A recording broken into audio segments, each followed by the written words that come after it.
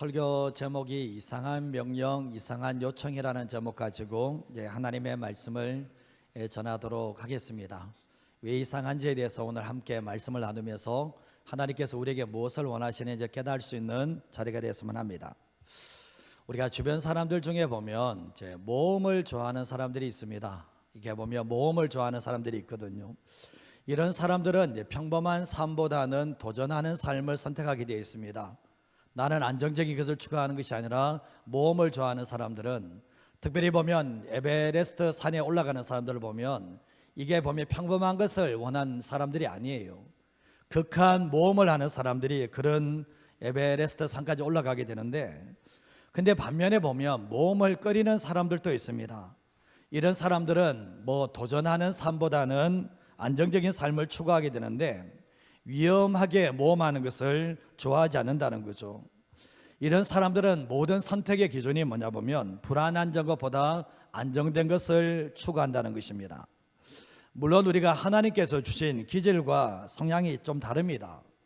그럼 우리가 신앙생활할 때 한번 되돌아보면 신앙생활할 때 평안한 것은 너무나 중요한데요. 근데 되돌아보면 우리가 신앙생활하면서 안정을 추구하는 것보다 하나님과 함께 하는 믿음의 모험이 바로 신앙생활이라는 것을 알게 됩니다. 우리가 한 번도 걸어보지도 않고 우리의 머리로는 이해되지 않는데 눈에 보이지 않는 그 하나님 한 분만을 의지하고 우리의 삶을 살아간다는 것은 믿음의 모험이라는 것을 알게 되죠. 근데 우리의 인생 자체가 그렇지 않습니까? 세상의 한복판 속에서 오직 하나님 한 분만을 의지하고 주인으로 모시고 신뢰하는 삶 자체가 바로 믿음의 모험인데, 우리가 하나님을 의지하고 신뢰하는 삶을 살아간다면 그 인생은 실패하지 않습니다. 그러나 예수님을 믿는 사람이라 할지라도 하나님만 믿고 의지하는 삶을 살아가지 못하면 그 인생 또한 구원은 받을 수 있겠지 모르지만 이 땅의 삶은 실패된 삶으로 남을 수밖에 없다는 겁니다. 오늘 우리가 여호수아의 말씀을 읽게 되었는데 여호수아에 네 가지 구조가 있다면 첫 번째가 건너라, 두 번째가 정복해라, 세 번째가 분배해라, 네 번째가 하나님만 섬기라. 첫 번째가 요단강을 건너가라, 두 번째가 땅을 정복해라, 세 번째가 땅을 분배해라, 네 번째가 그 땅에서 오직 하나님만 섬기라. 이 네 가지 구조가 여호수아의 구조라고 말할 수가 있습니다. 그러나 하나님께서 약속의 가나안 땅을 정말 정복하라고 말씀하셨는데 하나님과 함께 그분의 말씀과 함께 믿음의 공동체와 함께 약속의 가나안 땅을 정복해 나간다는 것을 알게 됩니다. 근데 이 약속의 가나안 땅을 정복하는 것은 믿음의 모험입니다. 정말 그들이 땅을 내주려고 하는 것도 아니고 믿음의 모험을 통해서 그 땅을 점령하게 되어 있는데, 아무리 가나안 족속이 강하다 할지라도 하나님의 약속을 믿고 나간다면 승리를 주시는 분이 바로 하나님이시라는 것을 알게 됩니다.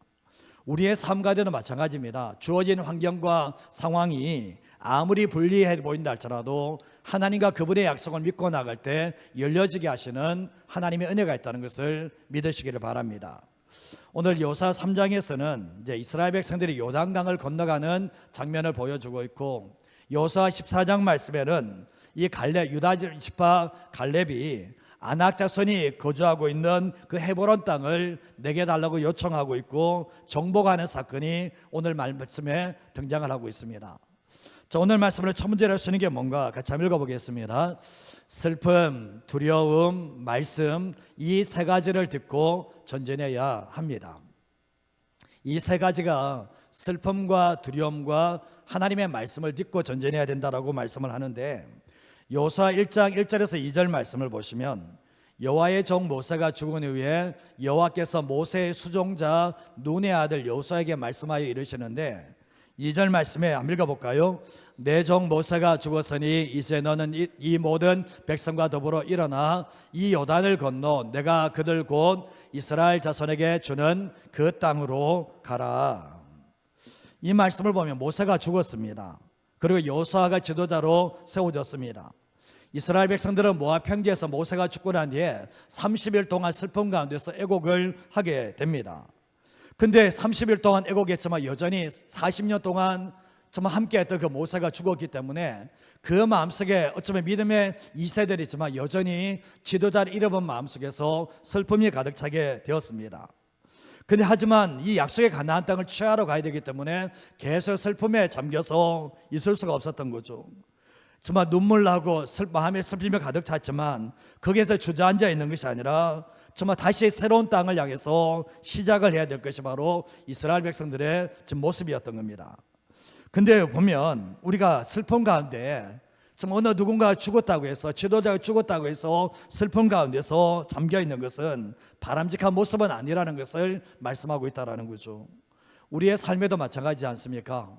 사랑하는 아내가 죽었다고 해서, 사랑하는 부모가 죽었다고 해서 슬픔에 가득 차서 그게 잠겨져서 주저앉고 있다면 그게 하나님께서 기뻐하시는 모습일까 생각해 보면 그게 아니라는 거죠. 어떤 분들은 보면 아내가 죽었다고 해서, 어머니가 죽었다고 해서 인생 다 산 것처럼 포기하고 좌절하며 주저앉아 있는 분들이 계시는데 그게 정말 모습인가 생각해 보면 그런 모습은 아니라는 것을 알게 되는 거예요. 하나님께서 요수아에게 말씀하시는 게 뭡니까? 모세는 죽었다는 거예요. 다시는 돌아올 수 없다라고 말씀합니다.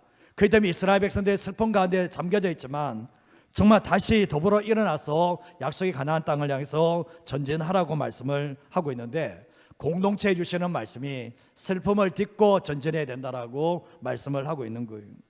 예수님께서 그런 말씀을 하셨습니다. 죽은 자로 죽은 자를 장사하게 만들고 너는 나를 따르라고 말씀을 하셨거든요.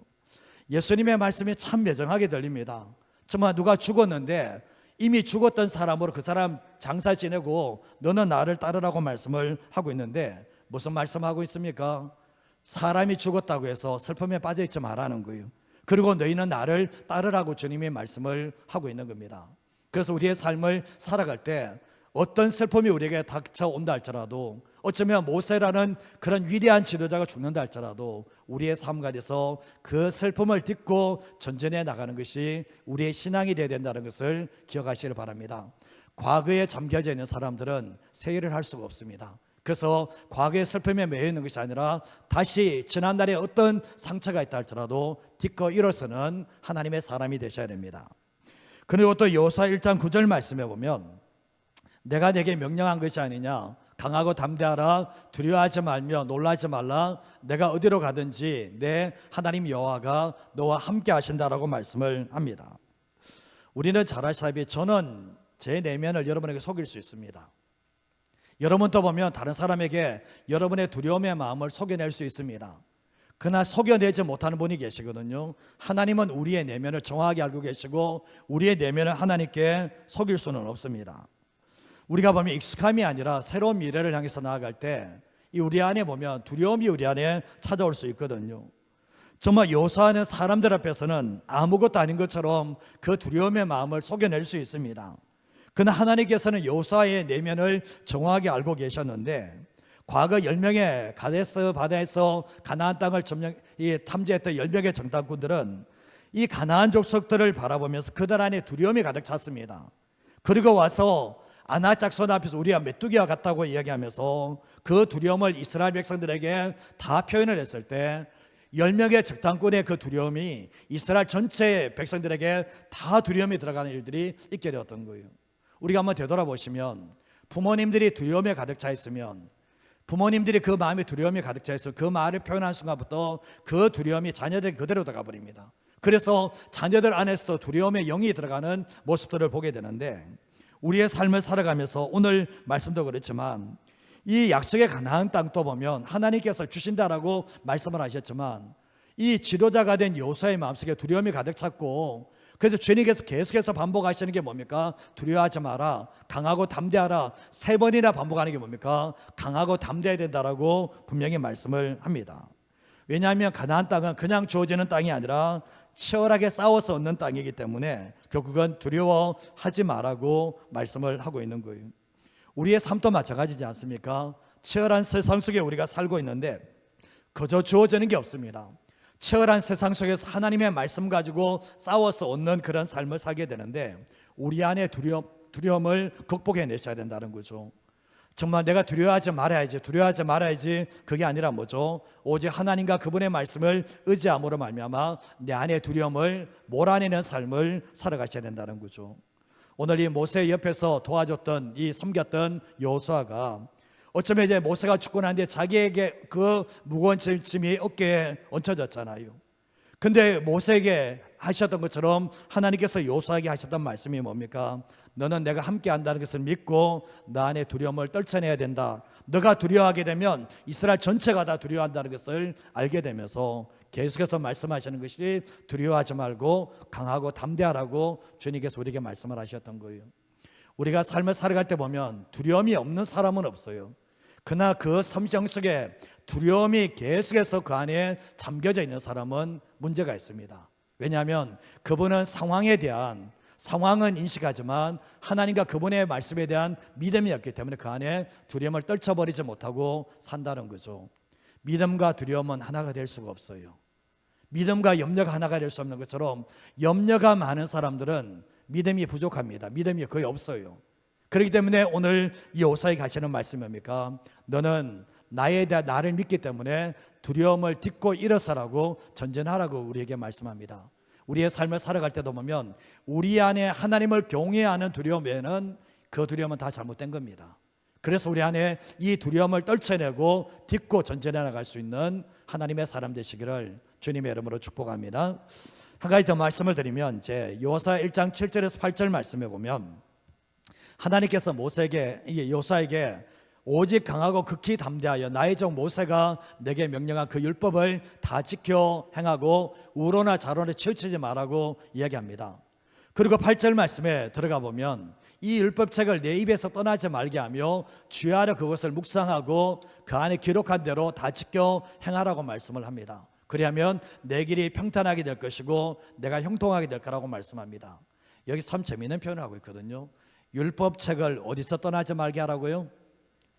그러면 뭐죠? 하나님의 말씀은 입으로 고백하는 거예요.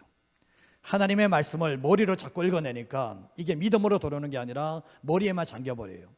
하나님의 율법책을 입에서 떠나지 않도록 만들어낼 때 내가 입술로 고백한 것이 믿음으로 들어오는 역사가 있기 때문에 그것을 묵상하게 되고 지켜 행하게 될 때 평탄하게 되고 형통하게 될 거라고 말씀을 합니다. 200만이 넘는 사람이 약속의 가나안 땅을 가는데 여호수아가 그걸 어떻게 책임집니까? 자기 혼자도 책임 못 지는데. 근데 주님이 하시는 말씀은 말씀 묵상하고 순종하게 되면 그 200만의 사람들은 내가 책임진다는 것을 말씀하고 있는 거예요. 우리가 보면 삶을 살아갈 때 들어오는 것이 있어야지 나가는 게 있거든요. 신앙의 원리도 마찬가지입니다. 내 안에 들어오는 것이 있으면 나가는 게 있는데 내 안에 하나님의 말씀이 들어오지 않으면 세상이 치고 들어오는 것은 기본적인 겁니다. 우리가 삶을 살다 보면 세상에 들어가 있으면 세상은 우리의 내면 깊은 곳까지 쳐들어 들어옵니다. 육신의 정욕과 안목의 정욕과 이생의 자랑은 가만히 있으면 이것이 나의 내면에 들어오거든요. 근데 이것을 몰아낼 수 있는 방법이 뭐냐 생각해 보면 하나님의 말씀을 묵상하는 거예요. 하나님의 말씀을 묵상하고 그 말씀에 순종하는 삶을 살아갈 때 그러게 되는데 예수 믿는 사람들은 세상 속에서 삶을 살지만 따로 떼어나서 하나님과 그분의 말씀 앞에 오래 머무는 삶을 살아가게 될 이유가 뭐냐 보면 그거 뭡니까? 하나님의 말씀을 묵상하는 시간이 세상을 이기는 우리의 믿음이 생성되는 시간이라는 것을 기억하셔야 되는 거예요. 왜 어떤 사람들이 세상 가면 승리하고 왜 어떤 사람은 세상 들어가서 판판이 지는 삶을 사는가? 그게 뭐냐 보면 세상을 이길 수 있는 믿음이 우리 안에 있어야 되는데 말씀을 통해서 와야 되는데 그것이 없다 보니까 결국 뭡니까? 세상 속에서 지는 그런 삶을 살아가게 된다는 거죠. 에베소서 6장 말씀에 보면 사도 바울이 영적 전쟁을 치르기 위해서는 하나님의 전신갑주를 입어야 된다라고 말씀하는데 그 가운데서 공격형 무기가 딱 하나입니다. 성령의 금, 곧 하나님의 말씀을 취하라고 말씀하셨거든요. 영적 전쟁에서는 이길 수 있는 무기는 칼이거든요. 이 칼은 하나님의 말씀밖에 없다는 거예요. 나머지는 다 보호하고 방어하는 무기지만 이길 수 있는 칼이 바로 하나님의 말씀이라고 우리에게 얘기를 하고 있다는 거죠. 그래서 하나님의 말씀을 취하지 않으면 하나님의 말씀을 묵상하지 않고 순종하지 않으면 영적 전쟁에서 이길 수 없다는 것을 우리에게 말씀하고 있다는 거죠. 우리가 삶을 살아 이 세 가지를 딛고 전진하셔야 되는데 우리가 보면 슬픔을 딛고 두려움을 딛고 하나님의 말씀을 딛고 전진해 나가는 삶이 될 때 하나님께서 우리를 통해서 일하신다는 것을 기억하시길 바랍니다. 제가 그런 분들이 있더라고요. 인생 자체가 슬픔인 분들이 계세요. 그분의 존재 자체가 지난 과거가 어떤 삶이었는지 모르지만 그 얼굴부터 시작해서 이 슬픔이 가득하게 내리는 사람들이 있어요. 그거 잊지 않으면 사단에게 잡힙니다. 어떤 사람들은 보면 두려움에 갇힌 사람들이 있거든요. 사단에게 잡힙니다. 그거 사단이 거치고 들어오거든요. 그래서 우리가 이 슬픔과 두려움을 이겨낼 수 있는 방법이 뭐냐 보면 주님 안에 있을 때, 그분의 말씀 안에 있을 때 이겨낸다는 것을 기억하시면서 살아가는 저와 여러분 인생 되시기를 주님의 이름으로 축복합니다. 두 번째 레슨이 뭔가 한번 읽어보겠습니다. 하나님의 이상한 명령 앞에 순종할 수 있는 것은 우리의 믿음입니다. 하나님이 이해할 수 없는 이 이상한 명령을 하실 때가 있거든요. 성경에 보면 예수님도 그렇고 하나님도 그렇고 이상한 명령을 막 하세요. 누가복음 5장 말씀에 예수님께서 베드로에게 깊은 곳으로 가서 그물을 내리라고 말씀을 하시는데, 목수 출신인 예수님께서 어부 출신의 잔뼈가 굵은 베드로에게 하시는 말씀이 깊은 데 가서 그물을 내리라 그러는데, 그 시간에 고기 안 잡히거든요. 그 시간에 고기, 또 특별히 깊은 곳에는 고기가 없습니다. 근데 예수님은 가라고 얘기하십니다. 이해할 수 없는 말씀을 하시거든요. 근데 베드로가 어떻게 합니까? 좀 전까지만 해도 예수님께서 자신의 배에 타셔서 말씀을 전하시고 난 뒤에 그 말씀 다 끝나고 난 뒤에 깊은 곳에 그물을 내리라고 말씀하셨거든요. 하나님의 말씀이 들어오면 이해할 수 없어서 순종하지만 하나님의 말씀이 안 들어오면 순종할 수 없다는 것을 말씀을 하는데, 결국 뭡니까? 베드로는 주님의 말씀에 순종해서 그물을 내리게 됩니다. 이게 바로 믿음이라는 거죠. 그래 창세기 22장 말씀에 하나님께서 하나님이 아브라함에게 독자 이삭을 바치라고 말씀을 합니다. 줄 때는 언제고 또 달라고 합니다. 이상한 명령을 하고 계시죠. 근데 아브라함이 어떻게 합니까? 하나님께서 번제로 바쳐라 했을 때 이해할 수 없는 명령 앞에서 순종해 나가는 모습을 보게 되는데, 이게 바로 믿음이라는 거예요. 믿음과 순종은 동전의 양면과 같습니다. 믿음이 있으면 순종을 하고 믿음이 없으면 순종을 못합니다. 그래서 그 사람이 순종하는 것 보면 믿음이 있다라고 인정할 수 있지만, 순종하지 않으면 믿음이 부족하고 믿음이 없다라고 말할 수가 있는 거예요. 근데 우리가 보면 그 사람이 이해할 수 없는 명령 앞에서 순종하는 모습을 보게 되면 그 사람이 믿음의 수준이 성장했다는 것을 알게 되는데, 물론 하나님께서는 그 사람의 영적 수준에 따라서 명령을 하시지만, 혹시나 우리가 하나님께서 내게 이해할 수 없는 이상한 명령을 내게 요구하신다면 나의 믿음이 어느 정도 자란 거예요. 그러나 하나님께서 이해할 수 없는 이상한 명령을 내게 한 번도 하신 적이 없다. 그러면 그 사람은 믿음이 지금 부족한 거예요. 하나님께서 그렇게 말하면 시험 들하고 떠나기 때문에 주님이 말씀을 하지 않는 거예요. 제가 교회에 있을 때 쉽게 얘기하면, 제가 그 성도님에게 부탁하는 성도가 있습니다. 그리고 어떤 성도에게는 저는 1년 360일 5일을 있어도 한 번도 부탁 안 합니다. 왜 부탁을 안 할 것 같습니까? 부탁해봤자 뭐하냐는 거예요. 그분에게 부탁하면 안 할 것 뻔한데 말로 부탁하냐는 거예요. 그렇지 않습니까? 하나님도 마찬가지라는 거예요. 하나님께서 이상한 명령을 하실 때 그건 뭡니까? 그 사람의 믿음이 어느 성장했기 때문에 그렇게 하신다는 거예요. 홍해를 건널 때와 요단강을 건널 때의 모습이 다른데, 일단 대상자가 다르고 방식이 다르다는 것을 알게 됩니다.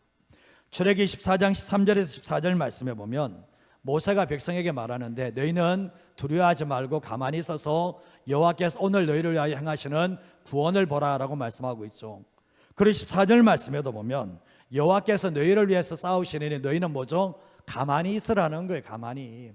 지금 이스라엘 백성 구원받고 난 뒤에 홍해를 건넜습니다. 주님이 하시는 말씀 뭡니까? 그냥 가만히 있어라, 내가 다 해줄게.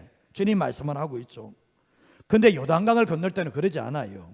하나님께서 이상한 명령을 하시는데, 여호수아를 통해서 언약궤를 맨 제사장들에게 명령을 하시는데, 제사장이 언약궤를 맺습니다. 말씀을 맺습니다.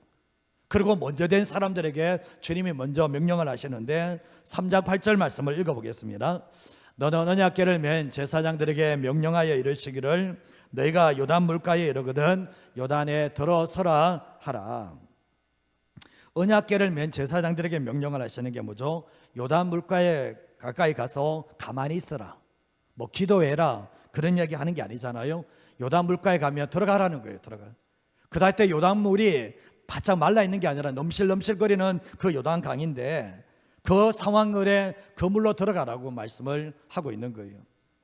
여호수아 3장 15절에서 17절 말씀에 보면 요단이 곡식 거두는 시기에는 항상 요단의 물이 항상 언덕에 넘치게 되었는데, 이 궤를 맨 제자들 요단 이르러 궤를 맨 제사장들의 물가에 이제 발이 들어가기 시작합니다. 그때 위에서부터 흘러대는 물이 다 그치고 백성들이 여러 곳 앞으로 요단강을 건너는 일들이 있게 되었는데, 여호와의 언약궤를 맨 제사장들이 요단 가운데 마른 땅에 서고 백성들이 다 건너가고 정말 제사장이 또 마지막 건너가는 일들이 있게 되었습니다. 제가 홍해를 건널 때는 그냥 가만히 있어라, 그러나 요단강을 건널 때는 너희들의 믿음으로 먼저 순종해라, 너희가 이해되지 않게 물에 빠져 죽는 거 아닌가 그런 생각을 좀 했지만, 너희들이 먼저 순종해 나갈 때, 앞장선 사람들이 순종해 나갈 때 결국 뭡니까? 요단강을 주님을 건너게 해 주시겠다라고 말씀을 하는 모습을 보게 됩니다. 근데 제사장들이 뭡니까? 언약궤를 맺고 먼저 하나님을 아는 사람이기 때문에 이해할 수 없는 이전의 방법이 아니라 새로운 방법이지만 순종해 나감으로 통해서 요단강이 갈라지는 일들이 있게 되었습니다. 여러분, 신앙생활할 때, 신앙이 어렸을 때는 우리 갓난애가 있으면 부모가 다 알아서 해주잖아요. 너 가만히 있으면 된다는 거죠. 그러나 애들이 성장하게 되면 그렇지 않죠. 과거 하다가는 매를 맞습니다. 다 해주세요 이런 얘기하다가 부모에게 매 맞거든요. 하나님도 마찬가지입니다. 신앙이 어렸을 때는 가만히 있어 일 버리지 말고, 근데 다 해주시는데 신앙이 성숙했을 때는 그 방법이 안 돼요. 너가 믿음을 보여봐라는 거예요. 네가 믿음으로 순종을 해봐라는 거예요. 주님 그걸 원하거든요. 근데 장성해 가놓고 어린아이 때 모습을 가지면 위험한 것처럼 하나님께서 요단강을 건너갈 때도 이 방법을 선택하고 있다는 것을 알게 돼요. 근데 이제 여호수아 6장 1절에서 5절 말씀을 보시면 이제 여리고성이 무너지는 장면이 나오는데, 여리고성이 갇혔고 출입하는 자가 없습니다. 근데 여호와께서 여호수아에게 말씀하는 게 뭡니까? 보라, 내가 여리고와 그 왕과 용사들을 내 손에 넘겨줬다는 거예요. 받아들여야 돼. 믿음으로 받아들이는 거예요. 그러면 3절 말씀에도 보면 너희 군사는 그 성을 둘러 성주회를 매일 한 바퀴씩 돌고 여세 동안을 돌고, 그리고 4절 말씀 7째 이제 제사장 7은 양각 나팔을 가지고 나는데 7째 날에는 7번을 돌게 됩니다. 그리고 나팔을 불게 되죠. 그리고 제사장들이 양각 나팔을 불게 불 때, 나팔소가 들을 때 백성은 다 큰 소리로 외치게 될 때 그 성벽이 무너져 내릴 거라고 얘기하면서 백성들을 각기 앞으로 나아가게 됩니다. 이해가 되십니까? 정말 여리고성을 넘겨줬다 얘기하면서 한 바퀴씩 그냥 전쟁 치르지 말고 돌아라고 얘기합니다. 차라리 전쟁 치르는 게 나아요. 돌아라고 얘기합니다. 그리고 7째 날 7바퀴 돌고 가는데 소리를 지르라고 얘기를 하고 있는데, 좀 전에 요단강이 갈라지는 모습 봤죠.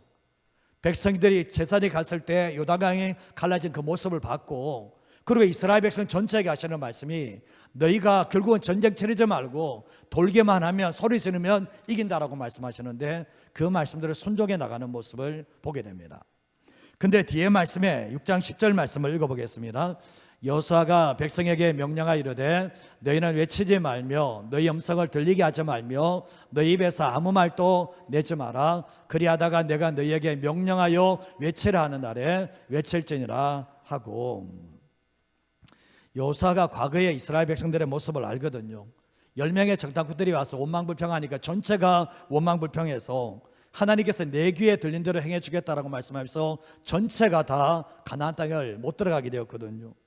입만 벌리면 부정적인 말합니다. 요즘 입 벌고 이렇게 하면 그런 얘기도 하는데, 입만 벌리면 구라친다고 얘기하는데, 이들은 입만 벌리면 부정적인 말을 하는 거예요.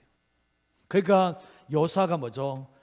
정말 가만히 두면 어떻게 되겠습니까? 이 가나안 땅, 여리고 돌면서 온갖 소리를 뭐 할 거예요. 돌면서 맨날 부정적인 얘기해서 서로가 다 못 돌면, 이렇게 돌면 이게 무너져. 하나님이 제정신이야. 당신이 지도자야. 이런 얘기 하겠죠, 분명히. 근데 하나님 여호수아가 뭡니까? 말하지 말라는 거예요. 아무만 말하지 말고 돌아라 했을 때 정말 말하고 싶은 마음이 꿀떡 같습니다. 근데도 참고 돌게 되었잖아요. 근데 나중에 결국 뭡니까? 소리를 외쳤을 때 그 여리고성이 무너져 내리는 역사가 있게 되었던 거죠. 우리가 신앙생활할 때 신앙이 성숙하면 왜요라는 말이 없어져요. 왜요? 왜 이렇게 해야 되는데요? 신앙이 성숙되지 않으면 주님의 말씀이라면 받아들이고 순종하면 될 걸 왜요? 왜요가 자꾸 나오거든요. 하나님께서 내게 이해할 수 없는 말씀을 하시고 명령을 들어보신 적이 있습니까? 내가 정말 감당할 수 없는 이 말씀과 명령을 하셨다면 그 사람의 신앙은 덜어낼 수 있는 신앙이라는 거예요. 근데 지금까지 되돌아오면서 하나님의 음성을 들어본 적도 없고 이해할 수 없는 그 명령을 내가 들어보신 적이 없다면 생각해 보셔야 될 것이 나의 신앙이 어디까지 왔냐는 거예요. 제가 처음에 말씀드렸죠. 제가 사역을 하다 보면 부탁하는 사람이 있어요. 감당해 줬으면 좋겠다. 그러나 제가 1년 365일도 그분하고 어려운 얘기 안 합니다. 안녕하세요, 잘 지내시죠? 그 이야기지만 그분에게 부탁 안 합니다. 왜 그런지 아십니까? 이야기해봤자 감당 못하니까. 하나님도 똑같다는 거죠. 우리가 하나님 앞에서 이해할 수 없는 명령 앞에서 순종을 해보셨습니까? 그러면 하나님의 기적을 경험해요. 그러면 그 삶 속에 뭡니까? 부인할 수 없는 하나님께 대한 믿음이 생겨난다는 것을 잊어버리지 마시고요. 그런 기도를 한번 해보세요. 하나님, 내 머리로 이해하는 말씀이 아니라 내 머리로 이해되지 않는 말씀을 내게 좀 해주세요. 거기 순종해 볼게요. 그런 신앙을 통해서 우리의 믿음이 자라간다는 것을 기억하시면서 살아가시기를 바랍니다. 그래서 하나님을 사랑하고 신뢰한다면 그분의 말씀이 이해되지 않는데도 순종하는 것이 바로 우리의 믿음이라는 것을 기억하시면서 살아가시기를 주님의 이름으로 축복합니다.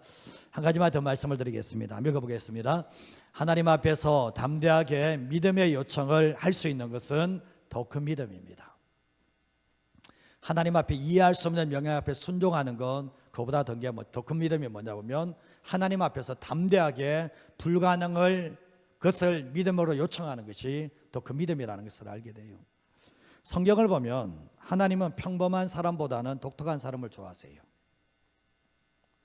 하나님께서 일반적인 사람보다는 이게 뭐냐 보면 독특한 사람을 하나 이상한 사람을 더 좋아한다는 것을 보게 되는데 상식적이고 합리적이고 계산적이고 논리적인 것은 세상에서 통하는 문제입니다.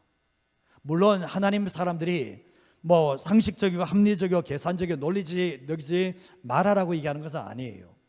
그러나 우리가 되돌아보면 결정적인 순간에 상식적이고 계산적이고 논리적이고 합리적인 것이 뭐냐 보면 믿음이 없기 때문에 그런 생각을 하고 그런 행동을 할 때가 있다는 거죠. 예를 한번 들어볼게요. 마태복음 14장 말씀에서 이제 예수님께서 제자들을 건너편으로 건너가라 얘기했을 때 제자들이 배를 타고 건너가는 길에 풍랑을 만났습니다. 풍랑을 만났는데 풍랑을 못 이겨내는 거예요.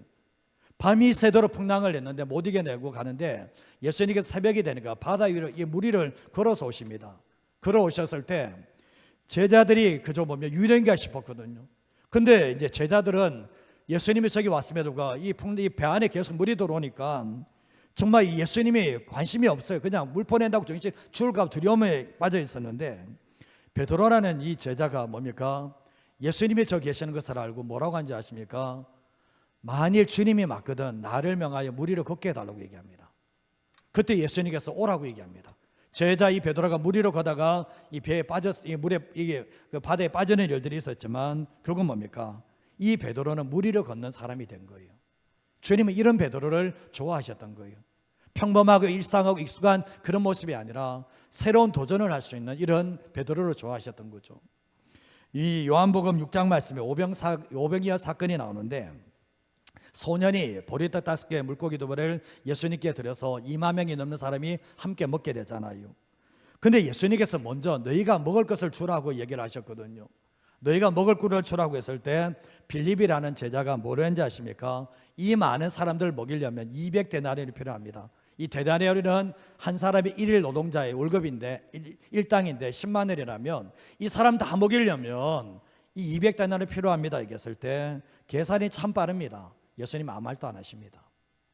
그리고 안드레라는 사람이 안드레 제자가 소병이 가진 오병이어를 가지고 와서 이거 주님께 드립니다. 그러면서 뭐라고 했는지 아십니까? 이것으로 가지고 이 많은 무리를 어떻게 먹이겠습니까? 부정적인 얘기를 했거든요. 주님은 아무런 대꾸도 하지 않습니다. 왜냐하면 한마디로 주님은 이런 사람 안 좋아한다는 거예요. 주님이 계산을 못하시면 200데나리온 주면 이거 다 먹인다. 이거 가지고 누구 위에 풀칠합니까? 주님 모릅니까? 다 합니다. 근데 결국 뭡니까? 이들에게 믿음이 없으니까 이런 행동을 이런 말을 하는 모습을 보게 됩니다. 우리가 이해할 수 없는 하나님의 명령에 순종하는 것보다 더 큰 믿음이 담대하게 분명히 이해할 수도 없고 불가능한 상황인데도 믿음으로 요청하는 그 사람을 주님이 더 기뻐하신다는 거예요. 신앙생활할 때 보면 늘 수동적인 입장에서 신앙생활하는 사람들이 있습니다. 늘 수동적이에요. 늘 끌려다녀요. 스스로 자발적으로 하는 게 별로 없어요. 물론 우리가 신앙에서 이런 시점이 있을 수 있겠죠. 그러나 신앙의 성숙함은 다르죠. 시켜서 하는 게 아니라 자원해서 하는 것이 바로 신앙의 성장이라고 할 수 있는데, 수동적인 자세와 태도를 넘어 적극적인 자세와 태도로 나아가지 않으면 그분의 신앙은 성장했다라고 말하기는 힘든 거예요. 회사에서도 그렇지 않습니까? 회사에서도 보면 늘 수동적인 사람이 있거든요. 자기에게 맡겨준 일만 해요. 그것만 딱 해요. 그 나머지에 대해서는 아무런 생각 없이 지내는 사람이 있습니다. 제가 과거에 이제 한 뉴스를 봤는데, 신문을 봤는데, 한 직장인이 직장에 들어갔는데 정말 한 10년 넘게 지냈는데, 그래도 이 사람은 이게 별명이 만년 과장이에요. 근데 자기 후배가 이 사람을 뛰어넘었거든요. 뛰어넘어서 너무나 억울해서 임원에게 가서, 저 사람은 나보다 직장 후배인데 어떻게 나보다 더 올라갔냐 얘기했을 때, 그 임원이 했던 말 자체가, 너는 10년 동안 봤는데 너 했던 일만 그대로 한다는 거예요. 너에게 창의로운 일이 하나도 없고 그냥 시키는 일만 지금까지 했다라는 거예요. 근데 저 친구는 그게 아니라는 거죠. 회사를 위해서 아이디어를 내고 계획을 내고 창의적으로 했기 때문에 제가 너 위에 올라갈 수밖에 없다라고 얘기를 하게 되었거든요. 우리의 삶을 살아갈 때도 마찬가지입니다. 어떤 사람은 시키는 일만 해요. 주님이 시키는 일만 하는 사람이 있거든요. 신앙이 더 이상 안 커져요. 근데 주님이 기뻐하시는 게 뭘까? 고민하며 순종하는 사람들이 신앙의 연수가 아무리 오래될더라도 그 사람을 뛰어넘는 역사가 있게 되는데, 그래서 나중대자가 먼저 될 수 있다라고 분명히 말씀을 하고 있는 겁니다.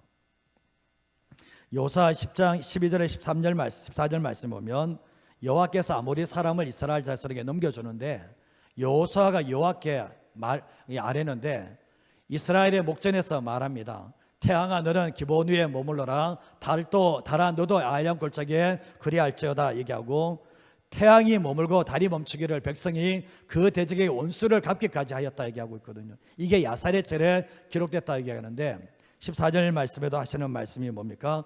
여호와께서 사람의 목소리를 들으신 이 같은 날은 전에도 없었고 후에도 없었나니 여호와께서 이스라엘 위해서 싸우셨다라고 말씀을 하고 있거든요. 이 말씀은 많은 것을 깨닫게 하는데, 전쟁을 치르는 중에 아모리 족속을 만났습니다. 그런데 하나님께서 다 넘겨주셨는데 우박을 내리셔서 칼에 죽은 자보다 우박에 죽은 자가 더 많게 되었습니다. 앞구절 보면. 근데 날이 저물어 가는데 다 죽일 수가 없는 거예요. 그때 갑자기 여호수아가 하나님께 불가능한 것을 믿음의 요청을 하게 되는데, 뭐라고 합니까? 이스라엘 백성들 앞에서 태양을 멈춰달라고. 태양이 멈춰지고 달이 멈춰지도록 외쳐버 선포를 해버립니다. 근데 정말 이해할 수 없는 명령에 순종하는 게 아니라 지금은 뭡니까? 이해할 수 없는 명령, 이 믿음의 요청을 하는 하나님 앞에서 선포하는 거잖아요. 이 달이 멈춰지게 해달라고, 이 해가 멈춰지도록 요청을 하게 됩니다. 그때 놀라운 역사가 뭡니까? 태양이 멈춰버리고 달이 멈춰버려서 정말 이게 마지막까지 아모리 족속을 다 죽일 때까지 멈춰지는 일들이 일어나게 됐던 것입니다. 만약 하나님께서 여호수아에게 만약에 정말 너가 지금 기도해서 태양을 멈추게 하고 달을 멈추게 하라고 명령을 하셔서 여호수아가 순종했다면 주님이 칭찬할 이유가 없어요. 그러나 이런 말 하지 않았거든요. 하지 않았음에도 불구하고 뭡니까? 이것이 여호수아의 믿음의 요청이었는데 14절 말씀에 보면, 여호와께서 사람의 목소리를 들으신 이 같은 날은 전에도 없었고 후에도 없었다라고 말씀합니다. 이게 뭡니까? 하나님이 시켜서 한 것이 아니라 여호수아가 믿음의 요청을 했다는 것을 말씀하고 있는 거죠. 내 귀에 들린 대로 내가 행한다라고 말씀을 하셨던 것처럼 하나님께서 결국 여호수아가 했던 그 말대로 응답하시는 역사가 있게 되었던 거예요. 여호수아 14장 10절에서 12절 말씀에도 보면 갈렙의 얘기인데, 갈렙이 이제 광야에서 45년을 헤매게 되는데, 광야 45년 지났는데 여호와께서 나를 생존하게 하셨습니다 얘기하면서, 모세가 이제 못 서서, 내가 모세가 이럴 때부터 지금 정말 내가 45년 전에 내가 지금 85세지만 내 몸이 강건하다는 거예요. 내 몸이 이전에는 똑같다라고 말씀을 하면서 12절 말씀에 보면, 그날에 여호와께서 말씀하신 이 산지를 지금 내게 달라고 요청을 하는데, 정말 안악 사람이 있고 그 성읍이 크고 견고할지라도 여호와께서 나와 함께 계시면 내가 그들을 말씀하신 대로 쫓아내겠다라고 말씀을 합니다. 갈렙은 가데스 바네아에서 10명의 적다 그것은 안 된다, 메뚜기와 같다, 가지 말자 이런 얘기했지만 믿음의 말을 했잖아요. 여호수아와 함께 하나님을 향한 믿음을 보였는데, 원래 갈렙은 유다 지파 사람이 아니에요. 유다 지파의 최고의 수장이지만 최고의 지도자, 원래 지파는 그니스 사람이라고. 그니스 사람은 가나안 족속이에요. 가나안 족속의 사람이 유다 지파에 편입이 되어서 얼마나 믿음의 삶을 살았는지 최고의 지도자, 유다 지파는 이스라엘의 최고의 지파거든요. 그 지파의 지도자까지 올라간 일들이 있게 되는데 얼마나 하나님께 충성된 삶을 살았는지를 충분히 볼 수가 있습니다. 근데 약속의 가나안 땅에 들어왔음에 불구하고 아낙 사람들이 많이 헤브론 땅을 젊은 세대들이 점령하지 않으려고 그러는 거예요. 워낙 아낙 사람들이 많으니까, 워낙 강하니까 점령하지 않으려고 했을 때, 근데 갈렙이 85세가 되었음에도 불구하고 여호수아에게 찾아와서 믿음의 요청을 합니다. 그날에 여호와께서 말씀하신 이 산지를 내게 달라고, 내가 쫓아내겠다고. 여호수아는 가만히 되돌아보면, 가만히 있으면 어떻습니까? 이 믿음의 1세대입니다. 그리고 약속의 가나안 땅을 들어오게 할 중요한 인물 중에 한 명이기 때문에 가만히 있어도 모든 것을 다 챙겨줄 수 있는, 정말 편안하고 익숙한 삶을 살아갈 수 있는 사람이지만, 그 순간에도 뭡니까? 믿음의 요청을 합니다. 이 산지를 내게 달라고, 내가 쫓아내겠다고. 이게 후배들에게 본이 되는 것이고, 하나님의 말씀에 순종해서 이렇게 가는 모습이 결국은 많은 사람에게 도전이 된다는 것을 알게 돼요. 그래서 13절과 15절 말씀에도 보면 이제 여호수아가 갈렙을 위해서 축복을 해줍니다. 그리고 헤브론 땅을 그에게 기업을 주게 됩니다. 그래서 그 기업이 정말 이렇게 이 갈렙의 기업이 되는데, 그가 이스라엘의 하나님 여호와를 온전히 쫓았다라고 말씀을 합니다. 근데 뒤에 말 세보론의 옛 이름은 기럇 아브라인데, 아낙 사람들 가운데서 가장 큰 사람이 있었던 것이 있었는데 갈렙의 물리침으로 말미암아 전쟁이 거쳤다라고 말씀을 하고 있는 거예요. 정말 이 땅은 그냥 주어지는 땅이 아니라 싸워서 주어지는 땅인데, 결국 뭡니까? 이 갈렙은 믿음의 요청을 했고 믿음의 도전을 했다라는 것을 알게 됩니다. 이해할 수 없는 명령에 순종하는 단계를 뛰어넘었죠. 이전에는 이해할 수 없는 명령에 순종을 했지만 지금은 뭡니까? 더 적극적인 믿음을 가지고, 내가 비록 안 나서도 되는 그런 상황이지만 믿음의 요청을 가지고 이상한 요청을 하는 이런 모습을 보게 됩니다. 그런데 나의 하나님 여호와를 온전히 쫓은 사람이 바로 갈렙이었다는 것을 알게 돼요. 신앙은 단계를 뛰어넘으셔야 돼요. 신앙은 단계를 뛰어넘지 못하면 하나님의 마음에게 눈밖에 나거든요. 신앙, 어떤 사람들이 이해할 수 없는 명령 앞에서 순종하는 사람들이 있습니다. 그 단계를 넘어가야 돼요. 그 단계 넘어가야 되거든요. 그렇다면 이제 뭡니까? 그분이 내게 말씀하지 않아도, 그분이 내게 뭔가 힌트를 안 줄더라도 이게 주님의 마음이 기뻐하시고 주님의 뜻이라면 내가 믿음의 요청을 가지고 내가 적극적으로 행해 나갈 수 있는 사람이 되셔야 된다는 거예요. 신앙생활에 제가 그런 얘기를 처음에 말씀드렸지만, 맨날 시키는 것만 해요. 주님 이거 하라면 이거 하고, 이거 하라면 저거 하고, 그것밖에 안 해요. 그러니까 신앙 상태가 늘 그 자리에 머물러 있는 거예요. 근데 우리가 신앙생활 할 때 보면 주님이 내게 특별히 말씀하지 않아도 내 안에 감동이 있고 주님의 뜻이 있다면 내가 믿음으로 정말 순종해 나가는 그런 삶을 통해서 보면, 오늘 여호수아와 갈렙을 통해서 이렇게 놀랍게 역사하시는 하나님의 일들을 보게 된다는 거죠. 공동체도 마찬가지지 않습니까? 주님이 기뻐하신 일을 우리가 순종하는, 그런 자발적으로 순종하는 그게 있겠죠. 그러나 주님이 내게 명령하지 않아도, 공동체 명령하지 않아도 우리가 정말 믿음의 순종을 통해서 나아갈 때 그 교회가 시대를 바꿀 수 있는 하나님의 교회가 될 수 있다는 것을 알게 되는 겁니다. 우리가 신앙생활 할 때 보면 이게 하나님이 기뻐하신 일이다, 이게 하나님의 뜻이다, 내게 하라고 한 적이 없어요. 근데 그걸 알고 순종해 나가는 사람이 있습니다. 이게 바로 여호수아와 갈렙의 모습이거든요. 그렇기 때문에 이 사람을 통해서 그 이스라엘 공동체가 온전하게 세워지는 하나님의 역사가 있다는 것을 알게 돼요. 대부분의 사람들이 평범하게 살다가 평범하게 끝납니다. 하나님이 그렇게 하고 싶은 게 아니라 결국은 뭐냐면 그 사람의 믿음의 문제라는 거예요. 하나님께서 우리를 못 쓰는 게 아니라 안 쓰는 거예요. 못 쓰는 게 아니라 안 쓰는 거예요. 우리 주님은. 우리가 보면 정말 이해할 수 없는 명령 앞에 순종을 한다면 우리를 사용하시겠죠. 그리고 더 나아가서 정말 하나님 앞에 이상한 요구, 정말 내가 안 해도 되고, 내 헌신은 안 해도 되고, 헌신 희생 안 해도 되는데도 불구하고 거기에서 하나님의 전능하심을 믿기 때문에 그래도 다음 세대 위해서 이렇게 헌신해 나가는 이 모습이 바로 이전 세대들이 되어야 된다는 것을 우리에게 말씀하고 계시다는 거죠. 말씀을 정리하도록 하겠습니다. 오늘 제가 말씀을 전하면서 이상한 명령, 이상한 요청이라고 했거든요. 근데 세 가지를 드려야 된다. 슬픔을 듣고 두려움을 듣고 말씀을 듣고 전진해야 되는데, 우리가 하나님께서 이해할 수 없는 명령, 제사장들에게 정말 기다리라 그런 것도 아니고 그냥 물 안으로 들어가라 명령은 아시죠? 그리고 또 여리고성을 돌 때 정말 말하지 말고 그냥 돌기만 돌아, 싸우려고 하지 마, 이해할 수 없는 명령 앞에서 순종하는 모습을 보게 되죠. 그리고 더 나아가서 어떻게 됩니까?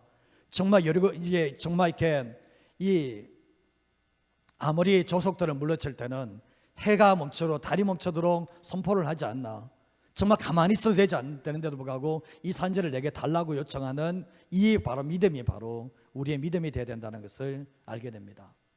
제가 인생 되돌아보니까 이 과정을 다 거쳤더라고요. 이것을 거치고 지금까지 왔더라고요. 되돌아보니까 여러분의 삶 가운데도 마찬가지입니다. 믿음은 무한정 커질 수가 있습니다. 무한정 커질 수가 있는데 자기의 믿음을 크게 만들지 않으면 항상 믿음은 이렇게 있다라는 거죠. 그러면 이 믿음이 지켜지는가? 이 믿음도 안 지켜져요. 계속해서 작아집니다. 그래서 우리는 신앙생활할 때 나의 믿음의 현주소가 어딘지를 보시면서 항상 정말 이번에서 말씀 보면 믿음에서 물러나면 하나님이 기뻐하지 않는다라고 했거든요. 그래서 우리의 믿음이 항상 적극적으로 전진하는 그 믿음을 가질 수 있는 저와 여러분의 인생 되시기를 주님의 이름으로 축복드립니다.